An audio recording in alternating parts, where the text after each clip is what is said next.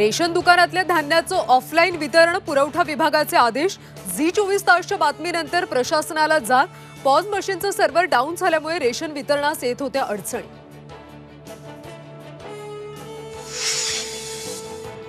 EWS अंतर्गत अर्ज भरणाऱ्या मराठा उमेदवारांच्या भरतीला तात्पुरती स्थगिती।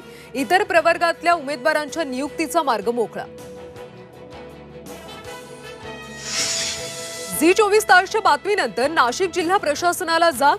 बोगस दिव्यांग कर्मचाऱ्यांवर कारवाईचे आदेश। 59 कर्मचाऱ्यांवर बनावट कागदपत्र सादर केल्याचा आरोप। कोल्हापुरात पावसाचा जोर वाढला। राधानगरीचे 7 दरवाजे उघडले। दक्षिण रायगडमध्ये देखील पावसाचा जोर। पुण्यात देखील पावसाचा अंदाज। खडकवासलामधून विसर्ग वाढवला। आणि राज्यात अतिवृष्टीमुळे 1 लाख हेक्टर क्षेत्र बाधित। सोयाबीन, कापूस आणि भाजीपाल्याला सर्वाधिक फटका।